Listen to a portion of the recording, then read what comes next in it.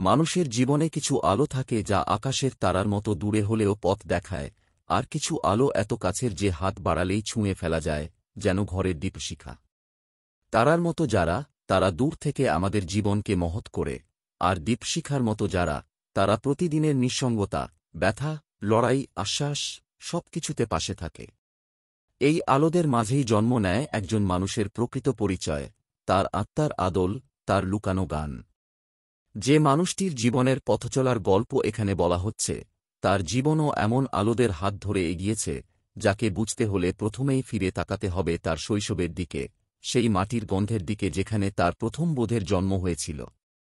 শৈশব কখনোই শুধু বয়স নয়, শৈশব হল চিরকাল থাকার মতো এক অনুভূতি, যার মধ্যে থাকে বিস্ময়, ভরসা, ভয়, আনন্দ, আর একটা অনামা কৌতূহল।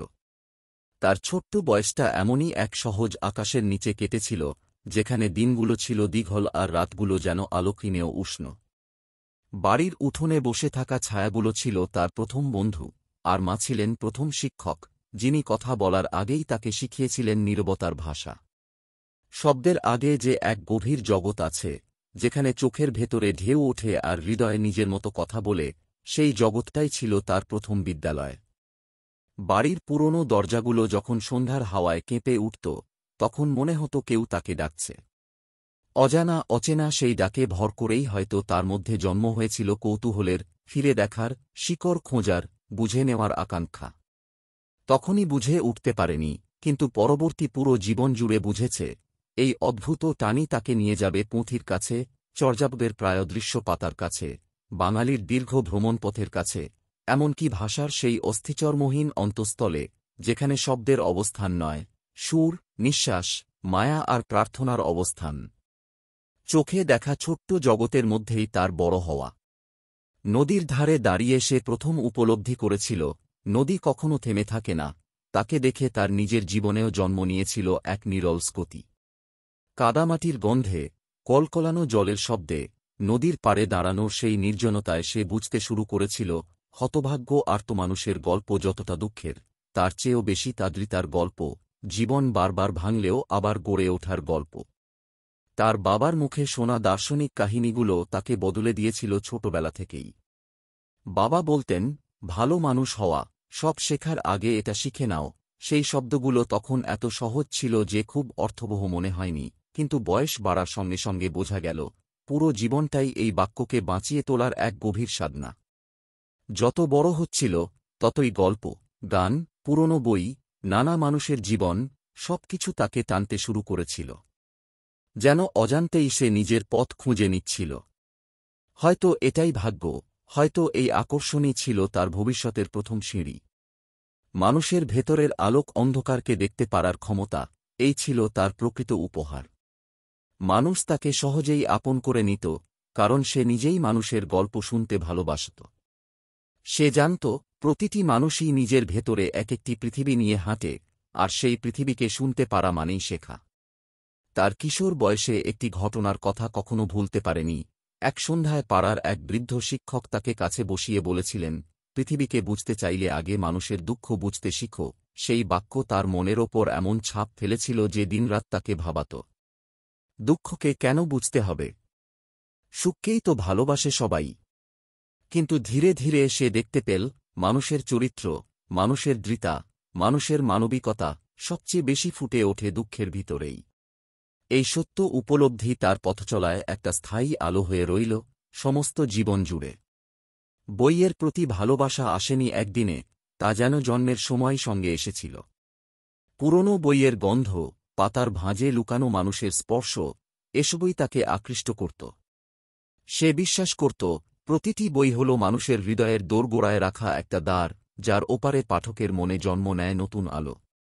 বই পড়তে পড়তেই তার চোখ খুলে যায় ইতিহাসের দিকে, ভাষার দিকে, সভ্যতার দিকে, আর জানতে ইচ্ছে করে, আমরা কোথা থেকে এসেছি, আমাদের শব্দগুলো কোথা থেকে জন্ম নেয়, আর কেনই বা একটি ভাষা একটি জাতির আত্মাকে ধরে রাখে। এই প্রশ্নগুলো তাকে তাড়িয়ে বেড়াত। বয়স যত এগোতে লাগল, উত্তর খোঁজার তাগিদও তত গভীর হতে লাগল। তার মনে হতে লাগল, ভাষার ভিতরেই লুকিয়ে আছে মানুষের আত্মা, যে আত্মা ছেঁড়া পাতার মতো উড়ে যেতে চায় না, বরং নদীর প্রবাহের মতো টিকে থাকতে চায়। তাই সে নিজেকে নিয়োজিত করেছিল ভাষা, সাহিত্য আর ইতিহাসের এক দীর্ঘ অনুসন্ধানে, এক এমন যাত্রায় যার শেষ নেই, কিন্তু যার প্রতিটি ধাপ নতুন দিগন্ত খুলে দেয়। বন্ধুরা বলত, তার চোখে একটা নীরব দহন আছে, মৃদু, শান্ত, কিন্তু গভীর। সেই দহনই ছিল তার চিন্তার আগুন। শিশু অবস্থার সেই ডাকে যেমন সে ছুটে গিয়েছিল, তেমনি যৌবনের প্রান্তে দাঁড়িয়ে সে ছুটে গেল পুঁথির কাছে, চর্যাপদের কাছে, প্রাচীন বাঙালিয়ানা আর মানবিক দর্শনের দিকে। তার ছাত্রজীবন ছিল পরিশ্রমের, লড়াইয়ের আর বিস্ময়ের। অজানা অঞ্চল খুলে দেওয়া বইগুলোকে ঘিরে তার এক এক করে গড়ে উঠছিল ভবিষ্যৎ। লাইব্রেরির নিস্তব্ধতা তাকে দিত আশ্রয়, আর পুরনো পাণ্ডুলিপি তাকে দিত উত্তেজনা। মনে হতো সে কোনো অজানা ভাষার দরজা খুলে ফেলেছে। এই বিস্ময়েই জন্ম নিচ্ছিল তার নিজস্ব বোধ, বাংলা ভাষার অনন্ত সম্ভাবনা, বাংলা সাহিত্যের হৃদস্পন্দন, আর মানুষের জীবনের অনিবার্য কৌতূহল। এভাবেই একদিন তার ভেতরে স্থির হয়ে গেল, এটাই তার পথ। ভাষা, সাহিত্য, ইতিহাস, এসবই তার প্রকৃত পরিচয় হবে। মানুষকে চিনে নেওয়ার ক্ষমতা, মানুষের মনের খতালো অন্ধকার বোঝার ক্ষমতা তাকে করে তুলবে সত্যিকারের একজন গবেষক, একজন লেখক, একজন শিক্ষক, একজন পথপ্রদর্শক। তার জীবনের প্রথম অধ্যায় এখানেই শেষ নয়, বরং এখান থেকেই শুরু সেই দীর্ঘ পথ, যা তাকে নিয়ে যাবে চর্যাপদে, পালীয় ভাষায়, অজস্র গবেষণায়, মানুষের স্মৃতি এবং সমাজের ইতিহাসে।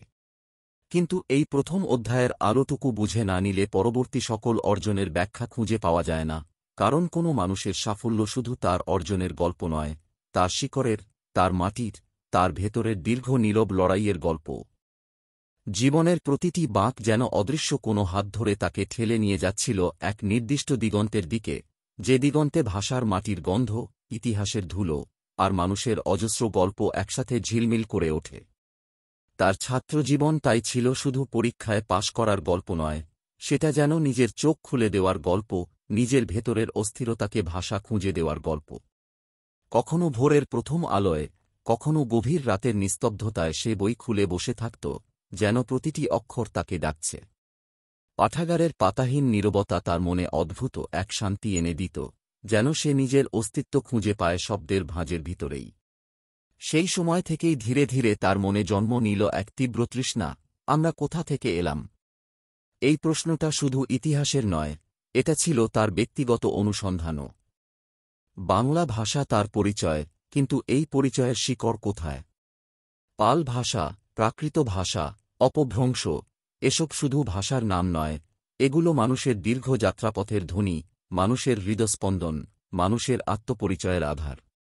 একদিন বিশ্ববিদ্যালয়ের এক আচার্য তাকে চর্যাপদের একটি শ্লোক শুনিয়েছিলেন। প্রথম শুনতে যেন নিরীহ, অর্ধবদ্ধ, রহস্যময় কয়েকটি শব্দ, কিন্তু সেই শব্দের ভেতর এমন এক প্রাচীন আরতি, এমন এক মাটির স্বাদ, এমন এক মানবিক তাপ ছিল যে তা তার আত্মায় স্থায়ী দাগ রেখে গেল। মনে হল এই শব্দগুলোর ভিতরে লুকিয়ে আছে হাজার বছরের মানুষদের নিঃশ্বাস, যন্ত্রণার কাঁপুনি, আর মুক্তির আকাঙ্ক্ষা। প্রথম পাঠেই তার মনে হল, এই গ্রন্থ শুধুই সাহিত্য নয়, এটা তো মানুষের অস্তিত্বের গভীরতম সাক্ষ্য। এই উপলব্ধিই তাকে টেনে নিয়ে গেল পুঁথিশালায়। পুঁথি শুধু পাতা নয়, পুঁথি হল মানুষের আশ্চর্য অধ্যবসায়। যারা লিখেছিল তাদের নাম ইতিহাস জানে না, কিন্তু তাদের হাতের স্পর্শে পৃথিবী আজও আলো পায়। তিনি যখন প্রথম একটি প্রাচীন পাণ্ডুলিপি হাতে নিয়েছিলেন, বুকের ভেতর অকারণে কেঁপে উঠেছিল। এমন অনুভূতি শব্দে বোঝানো যায় না, যেন হাজার বছর আগের কারো নিঃশ্বাস, তার কাঁপুনি, তার বেদনা, তার সকতুক হাসি, সবকিছু এক মুহূর্তে হাতের তালুতে এসে ধরা দেয়। পাণ্ডুলিপির ভাষা কঠিন, অপভ্রংশ আর সংস্কৃতের মাঝের এক রহস্যময় সেতু। কিন্তু তিনি হার মানলেন না। প্রতিটি শব্দ তিনি ভেঙে ভেঙে পড়তেন, তার গঠন, তার ধ্বনি, তার ছন্দ সব বিশ্লেষণ করতেন। অনেক সময় ভোর হয়ে যেত, পাখিরা ডাকতে শুরু করত, কিন্তু তার চোখ উঠত না, পাণ্ডুলিপির এক একটি শব্দ যেন তাকে ঘুমোতে দিত না। তিনি বুঝতে শুরু করলেন, এ শুধু গবেষণার কাজ নয়, এটা যেন সাধনার কাজ। ভাষা যেন দেবতা নয়, কিন্তু মানুষের সবচেয়ে গভীরতম প্রার্থনা। চর্যাপদ তার কাছে শুধু সাহিত্য ছিল না, তা হয়ে উঠেছিল এক অদ্ভুত দেখার ক্ষমতা। এক একটি কবিতা যেন মানুষের আত্মার গোপন ছবি, সেখানে রয়েছে বেদনা, প্রেম, দেহের ক্ষুধা, আত্মার আকুলতা, দার্শনিক ঝড় আর ভীষণ এক নিঃসঙ্গতা। এই নিঃসঙ্গতাই তাকে বারবার ফিরিয়ে আনত পাণ্ডুলিপির কাছে। রাত গভীর হলে, সব মানুষ ঘুমিয়ে পড়লে, বাতাসে ভেসে আসা পাতার ঘষাঘষি শব্দে সে শুনতে পেত চর্যাকারদের পদচিহ্ন। একদিন বিশ্ববিদ্যালয়ের একটি অচেনা ঘরে সে আবিষ্কার করেছিল একটি তাম্রলিপি। ধুলোয় ভরা, প্রায় ভাঙা, অর্ধেক লেখা। কেউ হয়তো শতাব্দী আগে সেটিকে লুকিয়ে রেখেছিল। যে শব্দগুলো এখনও পাঠযোগ্য ছিল, সেগুলো তার বুকের ভেতর কেমন এক অদ্ভুত সাড়া জাগিয়ে তুলল। হঠাৎ মনে হল সময় যেন থেমে গেছে, আর সে দাঁড়িয়ে আছে দুই জগতের মাঝখানে, একদিকে বর্তমান, অন্যদিকে এক সুদূর অতীত। এই অভিজ্ঞতাই তাকে শিখিয়েছে, ইতিহাস মানে কাগজে লেখা সাদাকালো তথ্য নয়, ইতিহাস হল মানুষের নিঃশ্বাসের রং। ইতিহাস হল স্পর্শযোগ্য এক বেদনা, স্পর্শযোগ্য এক আনন্দ। ভাষাসাহিত্যের দিকে তার সমস্ত আগ্রহ, সমস্ত জীবন, সমস্ত লড়াই যেন নতুন ব্যাখ্যা পেল। তার শিক্ষকরা বিস্মিত ছিলেন তার অধ্যবসায়ের প্রতি। ক্লাসে সে নীরব থাকত, কিন্তু চোখে জ্বলত এক অদ্ভুত আগুন। বন্ধুরা বলত সে যেন অন্য জগতের মানুষ। কিন্তু সে জানত, এই আগুন আসলে জ্ঞানের ক্ষুধা, বোঝার তৃষ্ণা, আর অতীতকে বর্তমানের সঙ্গে মিলিয়ে দেখার অভ্যাস। পড়াশোনার বাইরে সে মানুষকে পর্যবেক্ষণ করত, তাদের কথা, তাদের উচ্চারণ, তাদের চলাফেরা, তাদের হাসি, তাদের নীরবতা। সে বুঝে ফেলেছিল, মানুষই ভাষা তৈরি করে, মানুষই শব্দকে প্রাণ দেয়, মানুষই সাহিত্য সৃষ্টি করে। সুতরাং মানুষকে না বুঝে ভাষা বোঝা যায় না। এভাবে তার জ্ঞানের পরিধি বাড়তে লাগল, শুধু বই দিয়ে নয়, জীবনের সঙ্গে জীবনের মিলমিশে। একদিন অধ্যাপক তাকে বলেছিলেন, যে গবেষক নিজের জীবনকে গবেষণার অংশ করে তুলতে পারে, সেই প্রকৃত গবেষক। এই বাক্য তার মধ্যে এক শুদ্ধ আগুন জ্বালিয়ে দিয়েছিল। সে নিজের জীবনকেই বইয়ের মতো খুলে দেখতে শুরু করল, নিজের ভুল, নিজের ব্যথা, নিজের আকাঙ্ক্ষা, নিজের ক্ষত, সবকিছুই সাহিত্য আর জ্ঞানের ভিতর ঢুকে গেল। এই অবস্থায় এসে সে অনুভব করেছিল, মানুষের জীবন আর মানুষের সাহিত্য আসলে আলাদা নয়, তারা একে অপরকে জন্ম দেয়। বিশ্ববিদ্যালয়ের শেষ প্রান্তে দাঁড়িয়েও তার মনে কোনো অহং ছিল না, সে জানত, সে কিছুই জানে না। এই সচেতন অজ্ঞতাই তাকে পরিণত করল সত্যিকারের গবেষকে। কারণ যারা ভাবে তারা সব জানে, তারা শিখতে পারে না। আর যারা জানে তাদের পথ দীর্ঘ, তারা নিজেদের ভাঙতে জানে, প্রশ্নে প্রশ্নে কাঁপতে জানে, নতুন আলোতে চোখ খুলতে জানে। এভাবেই তার জীবনে গড়ে উঠতে লাগল এক অদ্ভুত পথ, যেখানে জ্ঞানের অনুসন্ধান, মানুষের প্রতি করুণা, নিজের প্রতি কঠোরতা এবং ভাষার প্রতি অতল প্রেম একসূত্রে গাঁথা হয়ে উঠল। এটাই তাকে নিয়েছিল চর্যাপদের গভীরে, পালীয় ভাষার অন্ধকারে এবং প্রাচীন বাঙালিয়ানা ও আধ্যাত্মিক দর্শনের দীপ্ত আলোয়। জীবনের সব পথই শেষ পর্যন্ত এসে মিশে যায় মানুষের আত্মদর্শনের দিকে। তার ক্ষেত্রেও তাই হয়েছিল। গবেষণা যত এগোচ্ছিল, পাণ্ডুলিপি যত খুলছিল, চর্যাপদের অন্ধকার ভেদ করে যত আলো আসছিল, ততই সে নিজের ভেতরের গভীরতম স্তরগুলো দেখতে পাচ্ছিল। সময়ে সময়ে তাকে মনে হতো, সে যেন একই সঙ্গে দুটি যাত্রা করছে, একটি বাইরে, ইতিহাসের পাতায়, আরেকটি ভিতরে, নিজের অস্তিত্বের নীরব কক্ষে।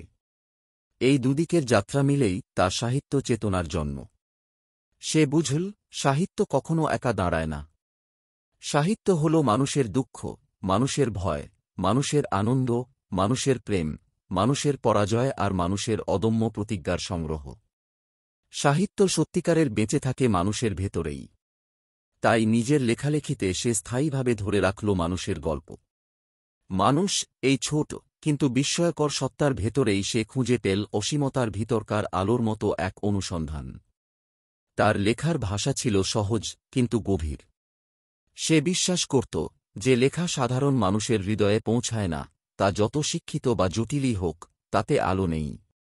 আর যে লেখা মানুষের গোপন ব্যথাকে স্পর্শ করে, সাধারণের মাটির গন্ধ বহন করে, মানুষের মুখ থেকে উঠে আসা শব্দে জন্মায়, সেই লেখাই জীবনের সঙ্গে মিশে যায়। তার প্রতিটি প্রবন্ধে তাই ছিল এক অদ্ভুত সঙ্গম, এক নরম আলো, এক তীক্ষ্ণ দৃষ্টিভঙ্গি। বিশ্ববিদ্যালয় জীবনের পর তার পথ চলা শুরু হল শিক্ষক হিসেবে। কিন্তু তার কাছে শিক্ষক হওয়া মানে ছিল না শুধু পাঠদান, এটা ছিল আরও বড় দায়িত্ব।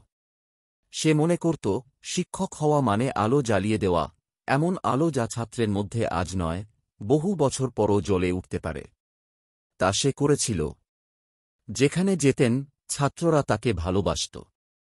তার ক্লাসে গেলে ছাত্ররা মনে করত তারা কেবল সাহিত্য শিখছে না, মানুষ হওয়া শিখছে। সে ছাত্রদের বলত, শিখো, কিন্তু তার থেকেও বেশি অনুভব করো। তার এই অনুভব ভিত্তিক শিক্ষা ছাত্রদের চোখ খুলে দিত।